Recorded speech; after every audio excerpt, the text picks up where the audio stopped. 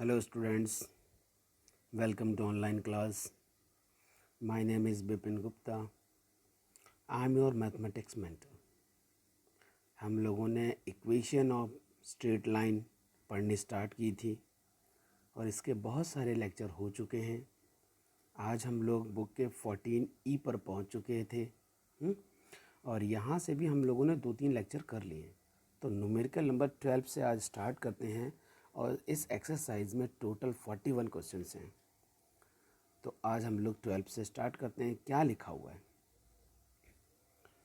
Point O A B are the vertices of triangle O A B. ठीक है, O A B के coordinate given है। The equation of median of triangle O A B through vertex O, ये समझने वाली बात है। अगर ओ ए बी ट्राइंगल मैंने बनाया एट रैंडम, देखो मैंने ट्राइंगल बना दिया, ठीक है, आपको छोटा सा ट्राइंगल दिख भी रहा है और मैं मीडियन ड्रॉ करता हूँ ओ से। अब ओ से जो मीडियन ड्रॉ होगी, इसका मतलब हुआ कि जो ए और बी है उससे जो लाइन बनेगी वो एग्जैक्टली हाफ हो जाएगी, जो मैंने डायग्राम में दिखाया है। और इस वाले मिड पॉइंट को हम लोगों ने एम कह दिया, इसका कोऑर्डिनेट हो गया ए कोमा बी। ठीक है, तो मिड पॉइंट के कॉन्सेप्ट से हम लोग इसकी वैल्यू फाइंड आउट कर सकते हैं, तो वही मैंने किया है। Let mid point is M A comma B. Mid point का फॉर्मूला लगा दिया, x2 plus x1 over 2 y2 plus y1 over 2। उस हिसाब से आपको ए और बी मिल गया, मतलब पॉइंट ए कंप्लीट हो गया -1,1। अब इक्वेशन ऑफ लाइन हमने फाइंड करनी है मीडियन की। तो एक पॉइंट है आपका 0,0 और दूसरा पॉइंट है -1,1। तो मैंने x1, y1 लिया है 0,0 को और x2, y2 लिया है a, b को, जिसकी वैल्यू आपको पता है -1,1। आओ हम इनको एंटर करते हैं।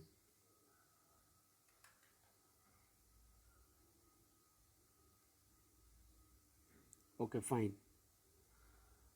हाँ, मैंने यहाँ पर एक छोटी सी मिस्टेक कर दी है, क्योंकि आपको तो डायरेक्ट आंसर चाहिए था इक्वेशन का और ए बी की फॉर्म में लिख दिया। कोई बात नहीं, कोई बात नहीं। अब आप ऐसा करना कि इस ए और बी की पोजीशन पर क्या लिख लेंगे, -1,1 लिखेंगे, -1,1 लिखेंगे। ठीक है, ये वाला पॉइंट यूज़ करेंगे और ये इक्वेशन में बिल्कुल एज इट इज़ ऐसे ही लिखना है।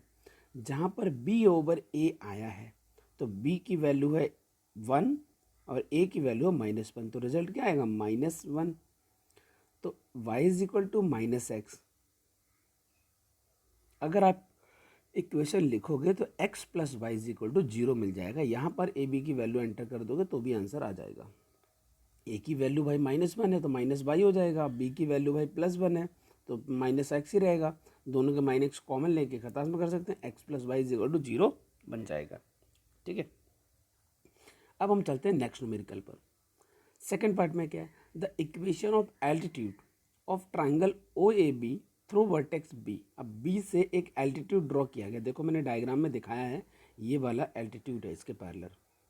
अब बी से एल्टीट्यूड ड्रॉ करेंगे तो ओ ए पर करेंगे। अब जरूरी नहीं कि ओ ए जितना लिखा है सेगमेंट उसी पर हो, उसको एक्सटेंड कर सकते हैं, तभी बाहर जाके ये कर रहा है, कोई बात नहीं। तो अब इस लाइन की अगर इक्वेशन निकालनी तो ओ ए का स्लोप पता चल जाए तो बी और एन का स्लोप आ जाएगा। तो ओ ए का स्लोप हमने सबसे पहले फाइंड किया, slope of O A, it means m1। आपके पास 2 पॉइंट हैं 3,5 0,0, तो स्लोप आ गया 5/3। तो परपेंडिकुलर का फॉर्मूला हमारे पास होता है m1 m2 is equal to -1। वहाँ से m2 की वैल्यू मिलेगी, it means slope of B N मिलेगा -3/5। अब आपके पास एक पॉइंट है बी और स्लोप है, तो स्लोप फॉर्मूला लगा के आप उसको न्यूमेरिकल को सॉल्व कर सकते हैं। तो वही मैंने यहाँ पर किया है, y minus y1 is equal to M X minus x1। M is -3/5 put कर दिया, x1 और y1 की वैल्यूज़ को एंटर किया और इस ब्रैकेट को ओपन किया, क्रॉस मल्टीप्लाई, फाइनल आंसर आपका आ चुका है। ठीक है स्टूडेंट, अब हम लोग आगे बढ़ते हैं, चलते हैं नेक्स्ट न्यूमेरिकल पर। अभी आया है आपका सेकंड, आज की क्लास का सेकंड, मेरा 13th न्यूमेरिकल है। Determine whether the line through points this and this is perpendicular to the line this. वो मेरे से पूछ रहा है क्या ऐसा है कि इस अगर दोनों ये दोनों परपेंडिकुलर हों तो देख लेते हैं भाई है कि नहीं है। तो सबसे पहले मैंने क्या किया, -2,3 एंड 4,1 उससे मैंने स्लोप निकाला तो स्लोप आ गया ये। फिर मैंने लाइन को लिखा, ये देखो लाइन को लिखा, लाइन से स्लोप निकाला, ये दोनों की मल्टीप्लाई की -1, आंसर आ गया यस। पहले वाला पार्ट तो हो गया। अब वो मेरे से पूछ रहा है डज द लाइन दिस, ये वाली जो लाइन गिवन है, जो लाइन गिवन है ये line bisect the line segment joining the 2 points, वो 2 पॉइंट जो थे उनसे मिलने वाली लाइन को एग्जैक्ट बाइसेक्ट करेगी मेरी लाइन की नहीं करेगी, इसके लिए चर्चा करनी थी हमने। तो सबसे पहले मुझे इसका मिड पॉइंट चाहिए 2 पॉइंट्स का, तो मिड पॉइंट हमारे पास है, तो 2 पॉइंट्स का ये देखो ये 2 पॉइंट हैं, दोनों का मिड पॉइंट निकाला हमने 1,2। अब ये 1,2 अगर मेरी लाइन को पास कर जाएगा, सेटिस्फाइड करेगा तभी तो पास करेगा। तो सेटिस्फाइड करने के लिए मैंने 3x = y+1 में ये जाके पॉइंट एंटर कर दिए, 3 के बराबर 3 आ गया, इसका मतलब उसको सेटिस्फाइड करेगा। हो गया कंप्लीट। अब हम लोग आगे चलते हैं ना, न्यूमेरिकल नंबर 14।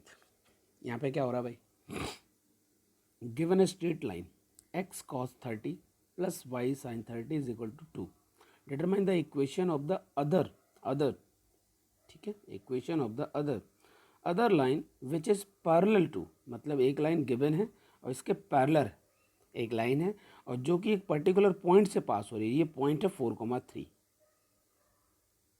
ये पॉइंट है 4,3 यहाँ से पास हो रहे और इसके पैरेलल है ये, ठीक है।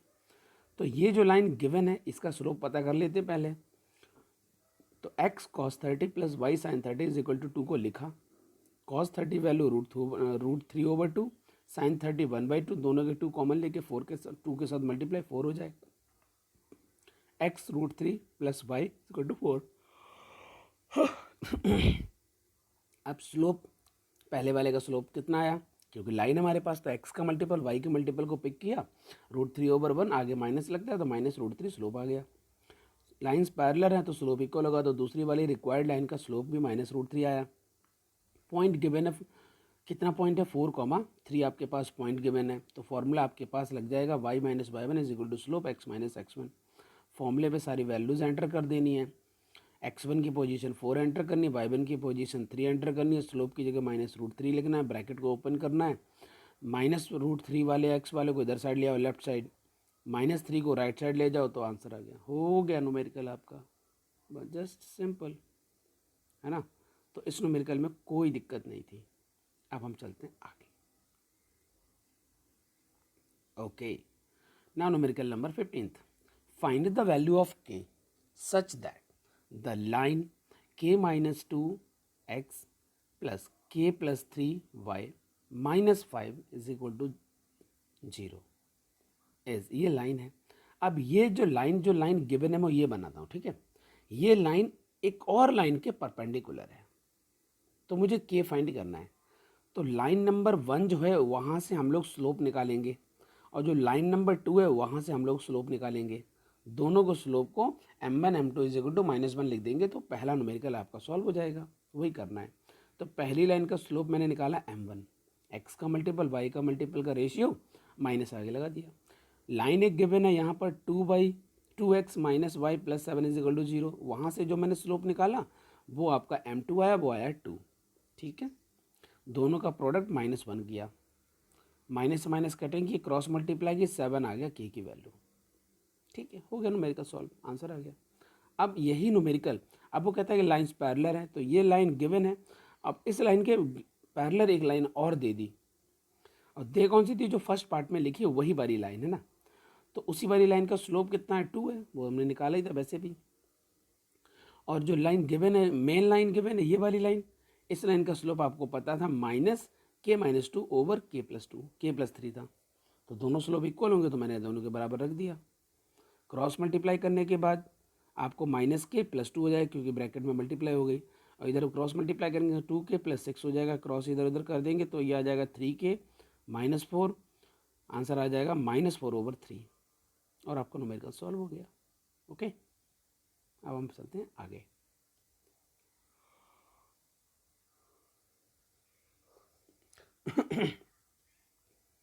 ये थोड़ा लेंदी न्यूमेरिकल है। ओके फाइन, इस न्यूमेरिकल को सॉल्व करते हैं। न्यूमेरिकल में 16 में देखो क्या लिखा हुआ है, the vertices of a triangle A B C are A 0,5 है, बी ए सी ए, ठीक है, ये ट्राइंगल के वर्सेस है। Write down the equation of B C, सबसे पहले आपको बी सी की इक्वेशन फाइंड करनी है। तो बी सी का स्लोप पता चल जाए, बी सी का स्लोप आपने निकाल दिया होगा, y2 minus y1 over x2 minus x1, जो कि मैंने यहाँ पर निकाला है, ये देख रहे हो। तो m1 की वैल्यू आ गई 9/12, कटिंग किया 3/4 आ गया स्लोप। पॉइंट आपके पास है ही, ठीक है, तो पॉइंट को हम लोगों ने कंसिडर कर लिया। किसकी लाइन चाहिए थी? Write down the equation of B C, ये आप सॉल्व कर लेना, ये मैंने सॉल्व नहीं किया, मैंने फर्स्ट पार्ट अपना सॉल्व किया, देख रहे हो आप, ये फर्स्ट पार्ट। तो ये चीज़ स्किप हो गई है, अच्छी चीज़ें हैं कि स्किप हुई है, क्योंकि जो न्यूमेरिकल रीड कर रहे हैं, देख रहे हैं ध्यान से, वो न्यूमेरिकल अच्छे से समझेंगे, फिर घर पर करेंगे भी।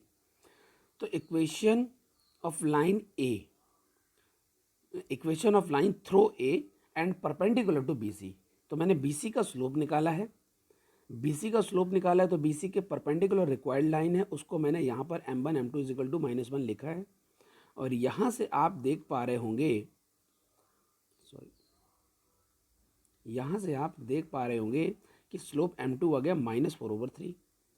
अब आपके पास equation of line through A निकल के आ जाएगा, अब परपेंडिकुलर टू BC, तो BC से स्लोप आया था, ये हमने AP वाली जो कंडीशन है वो उनको दिखा रहा हूँ। तो वही वाली बात है, फॉर्मूला हमने लगाया, y minus y1 is equal to slope x minus x1, slope है -4/3, पॉइंट क्या है 0,5, ठीक है ना, ए वाला पॉइंट भाई ए से पास हो रही है। तो इक्वेशन ऑफ लाइन आपके पास निकल के आ चुकी है, ये देखो, ठीक है, 4x + 3y is equal to 15, आप सॉल्व कर पाएंगे। अगला टारगेट क्या है, the coordinate of the point P where the perpendicular through A as obtained in